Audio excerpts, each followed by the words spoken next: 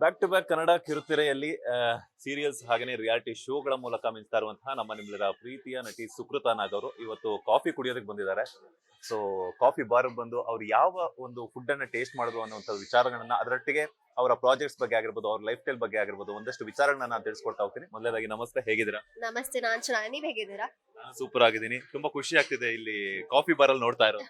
ಹೌದು, ಇವತ್ತು Meenakshi coffee bar second outlet open ಆಯ್ತು ಮಾರತ್ಹಳ್ಳಿನಲ್ಲಿ. ಸೊ ಅದ್ರ ಇನಾಗ್ರೇಷನ್ ಇತ್ತು, ಅಲ್ಲಿಗೆ ಬಂದಿದ್ದೆ.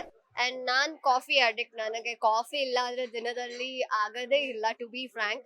ಅಟ್ಲೀಸ್ಟ್ ನಾನು 3-4 ಟೈಮ್ಸ್ ಇಲ್ಲ, ತುಂಬಾ ಸ್ಟ್ರೆಸ್ ಇಲ್ಲ, ನಿದ್ದೆ ಇಲ್ಲದೆ ತುಂಬಾ ಕಂಟಿನ್ಯೂಸ್ ಶೂಟಿಂಗ್ ಇದ್ರೆ ಅಟ್ಲೀಸ್ಟ್ 6-7 ಟೈಮ್ಸ್ ಕುಡಿಯೋ ಅಂತೇಳಿ ನಾನು.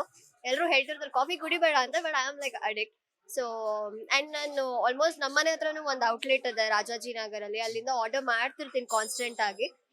ಇನ್ನೊಂದು ಔಟ್ಲೆಟ್ ಓಪನ್ ಆಗಿರೋದು ಖುಷಿ ವಿಷಯ. And I guess Marathahalli side ಯಾರು ಈ ಕಡೆ ಇದೀರೋ ಬಂದು ವಿಸಿಟ್ ಮಾಡಿ, because food is really nice, hygiene ಇದೆ and they have healthy options ಕೂಡ. ಸ್ಯಾಲಡ್ಸ್ ಇರ್ಬೋದು, ಸ್ಪ್ರೌಟ್ ಸ್ಯಾಲಡ್ಸ್ ಇರ್ಬೋದು, ಇಲ್ಲ ಅಂದ್ರೆ ಲೆಸ್ ಆಯಿಲ್ ಯೂಸ್ ಮಾಡಿರೋ ಅಂತ ಐಟಮ್ಸ್ ಇರ್ಬೋದು. ಹಾಗೆ ಎಲ್ಲರೂ ಫೇವ್ರೇಟ್ ಮಸಾಲೆ ದೋಸೆ ಅಂತೂ ತುಂಬಾ ಟೇಸ್ಟಿ ಆಗಿರುತ್ತೆ. ಅಂಡ್ ಕಾಫಿ ಅಂತೂ ತುಂಬಾ ಚೆನ್ನಾಗಿರುತ್ತೆ. ಬಿಕಾಸ್ ಕಾಫಿ ನಾನು ಕುಡಿತಿರ್ತೀನಿ, ಬಟ್ ಟೇಸ್ಟ್ ಡಿಫರೆನ್ಸ್ ಆಗ್ತಿರುತ್ತೆ. ಅಂಡ್ ನನಗೆ ಆಕ್ಚುಲಿ ಸ್ಟ್ರಾಂಗ್ ಕಾಫಿ ಇಷ್ಟ. ಅಂಡ್ ಇಲ್ಲಿ ಟೇಸ್ಟ್ ಮಾಡಿದಾಗ ತುಂಬಾ ಖುಷಿ ಆಯ್ತು. ಸೊ ಪ್ಲೀಸ್ ವಿಸಿಟ್ ಅಂತ ಹೇಳ್ತೇನೆ.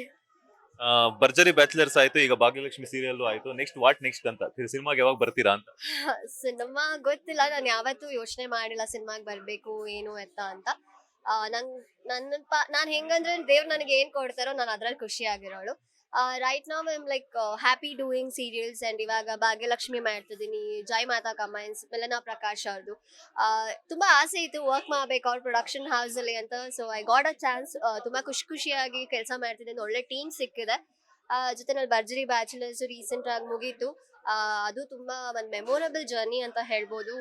6 ತಿಂಗಳು ಹೇಗೆ ಹೋಯ್ತು ಅಂತಾನೆ ಗೊತ್ತಿಲ್ಲ. ಅದು ಕೂಡ ಸುಕೃತ ಆಗಿ ಜನಕ್ಕೆ ಪರಿಚಯ ಆದೆ. ನಾನು ಇಷ್ಟು ದಿನ ಕ್ಯಾರೆಕ್ಟರ್ ಆಗಿ ಪರಿಚಯ ಆದೆ, ಸುಕೃತ ಆಗಿ ಪರಿಚಯ ಆದೆ, ಹೇಗೆ ಏನು ಅಂತ. It was a memorable journey. ಚೆನ್ನಾಗಿತ್ತು. ಸುಕೃತ ಅವರ ಬಾಯ್ ಬೆಸ್ಟ್ ಯಾರು ಅಂತ? ನನ್ನ ಬಾಯ್ ಬೆಸ್ಟ್ ಯಾರು, ಬೆಸ್ಟ್ ಫ್ರೆಂಡ್ಸ್ ಇದ್ದಾರೆ. ನನ್ನ ಬೆಸ್ಟ್ ಫ್ರೆಂಡ್ ಬಂದ್ಬಿಟ್ಟು ವಿಕ್ರಮ್ ಅಂತ. ಬಾಯ್ ಬೆಸ್ಟ್ ಅಲ್ಲ, ಬಟ್ ಬೆಸ್ಟ್ ಫ್ರೆಂಡ್. ಅದ್ಬಿಟ್ಟು ಸಂತೋಷ್ ಅಂತ ಇದ್ದಾರೆ. ಆಮೇಲೆ ನನ್ನ ಬೆಸ್ಟ್ ಫ್ರೆಂಡ್ ಪವಿ ಪೂವಪ್ಪ ಅವರು ಇದ್ದಾರೆ. ಸೊ ತುಂಬಾ ಜನ ಇದ್ದಾರೆ. ಸೊ ಬಾಯ್ ಬೆಸ್ಟ್ ಅಂತ ಸದ್ಯಕ್ಕೆ ಯಾರು ಸಿಕ್ಕಿಲ್ಲ. ಸುಕೃತ ಆಗಿ ಭರ್ಜರಿ ಬ್ಯಾಚುಲರ್ಸ್ ಮೂಲಕ ಒಂದಷ್ಟು ಕನ್ನಡ ಕಿರುತೆರೆ ವೀಕ್ಷಕರನ್ನ ನಿಮ್ಮದೇ ಆದಂತಹ ಒಂದು ಮಾತಿನ ಮೂಲಕ ಸೆಳೆದಿದ್ದೀರಾ. ಸೊ ಆ ಒಂದು ಎಕ್ಸ್ಪೀರಿಯನ್ಸ್ 6 ತಿಂಗಳು ಹೆಂಗ್ ಹೋಯ್ತು ಅಂತ ಗೊತ್ತಿಲ್ಲ ಅಂತ ನೀವೇ ಹೇಳ್ತಾ ಇದ್ರಿ. ಏನಾದ್ರೂ ಮೆಮೊರೀಸ್ ನ ರವಿ ಸರ್ ಜೊತೆ ಆಗಿರ್ಬೋದು, ರಚಿತಾ ರಾಮ್ ಅವ್ರ ಜೊತೆ ಆಗಿರ್ಬೋದು, ಏನಾದ್ರು ರೀಕಾಲ್ ಮಾಡೋದಾದ್ರೆ? ತುಂಬಾ ಮೆಮೊರೀಸ್ ಇದೆ. ಬಿಕಾಸ್ ಫಸ್ಟ್ ನಾ ಶೋ ಒಪ್ಕೊಂಡಾಗ ನನ್ಗೆ ಅಷ್ಟು ಚೆನ್ನಾಗ್ ಆಗುತ್ತೆ ಅಂತ ಎಕ್ಸ್ಪೆಕ್ಟ್ ಮಾಡಿರ್ಲಿಲ್ಲ ನಾನೇ ಪರ್ಸನಲಿ.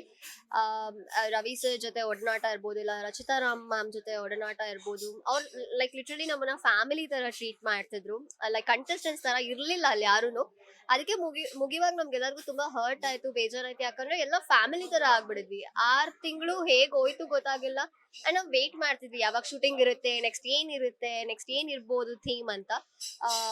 ಅಂಡ್ ರವಿ ಸರ್ ಜೊತೆ ಸ್ಪೆಷಲ್ ಮೂಮೆಂಟ್ ಸಿಕ್ತು. ಡಾನ್ಸ್ ಆಡಿದೀನಿ ಸ್ಟೇಜ್ ಮೇಲೆ, ಅವ್ರ ಜೊತೆ ಡಾನ್ಸ್ ಆಡ್ಬೇಕು ಅಂತಿತ್ತು.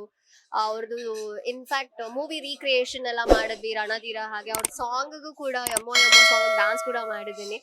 ಸೊ ತುಂಬಾ ಮೆಮೊರೇಬಲ್ ಜರ್ನಿ ಅಂತ ಹೇಳ್ಬೋದು. ಲೇಟೆಸ್ಟ್ ಹಾಗೂ ಇಂಟ್ರೆಸ್ಟಿಂಗ್ ಸುದ್ದಿಗಳಿಗಾಗಿ ಬಾಸ್ ಟಿವಿ ಕನ್ನಡ ಚಾನೆಲ್ನ ಸಬ್ಸ್ಕ್ರೈಬ್ ಮಾಡಿ. ಹಾಗೆಯೇ ಬೆಲ್ ಐಕಾನ್ ಪ್ರೆಸ್ ಮಾಡಿ. ಇದರ ಜೊತೆಗೆ ಫೇಸ್ಬುಕ್, ಇನ್ಸ್ಟಾಗ್ರಾಮ್, ಎಕ್ಸ್ ನಲ್ಲೂ ಮಿಸ್ ಮಾಡದೆ ಫಾಲೋ ಮಾಡಿ.